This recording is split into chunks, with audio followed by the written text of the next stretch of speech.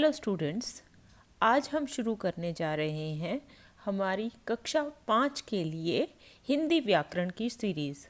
इसमें हम हिंदी व्याकरण के सभी विषयों को लेंगे, जिसमें हमारा पहला जो पाठ रहेगा वो होगा भाषा और व्याकरण। That means language and grammar. You know that language यानी कि भाषा हमारे लिए बहुत ज़्यादा ज़रूरी है। शुरू में जब हमें भाषा का ज्ञान नहीं था तो हम इशारों में या पत्थरों और चट्टानों की सहायता से, संकेत से, चिन्हों से एक दूसरे से बात किया करते थे। जैसे कि आप चित्र में देख सकते हैं कि अभी भाषा का विकास नहीं हुआ था। इस टाइम पर आदमी को भाषा नहीं आती थी, तो वो क्या करता था, वो संकेतों से, दैट मीन्स इशारों से या चट्टानों से, पत्थरों से की सहायता से आपस में बातचीत करते थे। लेकिन जैसे जैसे हमारी सभ्यता का विकास हुआ तो भाषा का भी विकास होने लगा, क्योंकि हमें ज़रूरत पड़ी कि हम एक दूसरे से बात करें, और बात करने के लिए कोई ना कोई भाषा की ज़रूरत होती है। बिना भाषा के तो हम बोल ही नहीं सकते।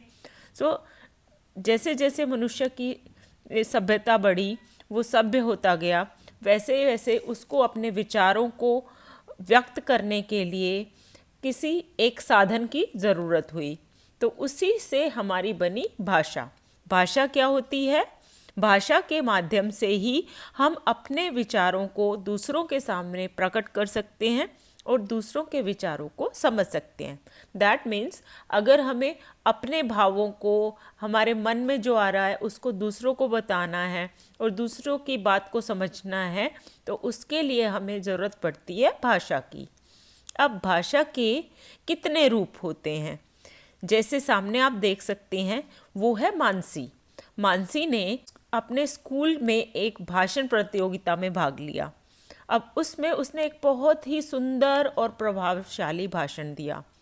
उसकी वहाँ पर जो अध्यापिका थी और दूसरे जो छात्र छात्राएं थे, उन्होंने ताली बजाई, उसको बधाई दी।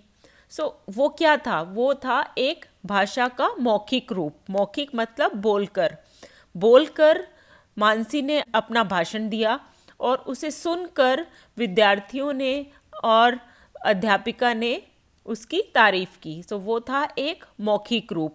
भाषा का मौखिक रूप है जिसमें हम सुनकर या बोलकर अपने विचारों को व्यक्त करते हैं। दूसरा रूप होता है लिखित रूप। लिखित मतलब लिखकर। अब जैसे आप देख सकते हैं कि वो बच्चा किताब में कुछ लिख रहा है। लिखकर जो हम अपने विचारों को व्यक्त करते हैं उसे कहते हैं लिखित रूप। मौखिक रूप और लिखित रूप। मौखिक बोलकर, लिखित लिखकर। फाइन। उसके बाद इसके अलावा भाषा में हमारे पास होती है एक बोली। अब ये बोली क्या है? बोली भी भाषा का मौखिक रूप होती है। यह सीमित अथवा बहुत कम क्षेत्रों में बोली जाती है। जैसे राजस्थान में राजस्थानी, बुंदेल में बुंदेलखंडी, मैथिली, ये सब जो है ये सब आपकी बोलियां हैं। अगली चीज़ है हमारे पास लिपि। अब ये लिपि क्या होती है?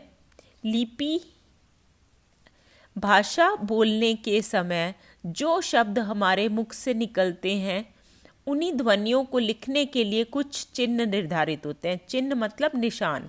जैसे अगर मुझे लिखना है भाषा, तो कैसे लिखूंगी मैं? भाषा। मैंने इसमें यूज़ किया भ का आ की मात्रा, श आ की मात्रा। तो ये सब जो चिन्ह निशान मैंने यूज़ किए हैं उसको हम बोलते हैं लिपि। भाषा के लिखने के जो ढंग है उसे हम कहते हैं लिपि। लिखें कैसे? बोल तो दिया हमने, उसको लिखने के लिए कुछ चिन्ह, कुछ तो चीज़ें ए आ ई ई या मात्राएं जो भी हम कुछ यूज़ करते हैं वो सब लिपि में आते हैं। फिर इसके आगे हमारे पास आता है अलग अलग भाषाएं और उनकी लिपि। जैसे हिंदी की लिपि है देवनागरी, पंजाबी की गुरमुखी, संस्कृत की देवनागरी, गुजराती की भी देवनागरी है, अंग्रेजी भाषा की लिपि है रोमन, उर्दू, फारसी, मराठी देवनागरी। ये सब जो हैं लिपियां हैं अलग अलग भाषाओं की। ये तो आप सब जानते हैं कि हिंदी हमारी राष्ट्रभाषा है।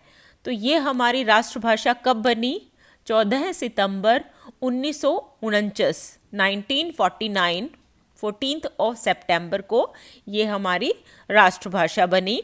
इसीलिए हम 14 सितंबर दैट मीन्स 14th ऑफ सितंबर को हिंदी दिवस मनाते हैं।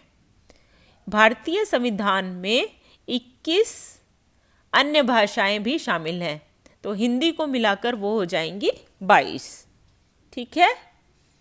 उसके बाद अगली हमारे पास जो चीज़ है वो है व्याकरण। भाषा को अब हम बोल सकते हैं, लिख भी सकते हैं। बोलते और लिखते अथवा पढ़ते समय हम जिस भाषा को प्रयोग कर रहे हैं वह शुद्ध या अशुद्ध है, उसको हमें बताती है व्याकरण। तो व्याकरण हमें सिखाती है शुद्ध रूप में, सही रूप में, राइट तरीके से किसी भी भाषा को लिखना या बोलना। जैसे मीरा गाना गा रहा है। अब मीरा क्या है? कोई लड़की है। क्या वो गाना गा रहा है उसके लिए ठीक है? नहीं। अब ये किसने बताया हमें कि ये वाक्य ठीक नहीं है? व्याकरण ने। सो व्याकरण जो है वो हमें भाषा को शुद्ध रूप से लिखना और बोलना सिखाती है। कैसे लिखें हम उसको, कैसे ना लिखें, वो हमें व्याकरण से पता चलता है। तो इसको हम कैसे ठीक कर सकते हैं? मीरा गाना गा रही है। कल जाना है मुंबई मुझे, मुझे कल मुंबई जाना है। तो ये सब चीज़ें हम कैसे सीखते हैं?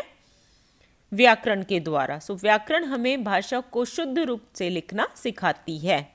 धन्यवाद इस वीडियो को देखने के लिए। अगर आपको पसंद आया है और आप चाहते हैं कि मैं ऐसे ही वीडियो हिंदी को लेकर बनाती रहूं, तो उसके लिए प्लीज़ प्लीज़ प्लीज़ मेरे चैनल को सब्सक्राइब करें, बेल आइकन दबाएं और लाइक का बटन दबाना तो बिल्कुल भी मत भूलें।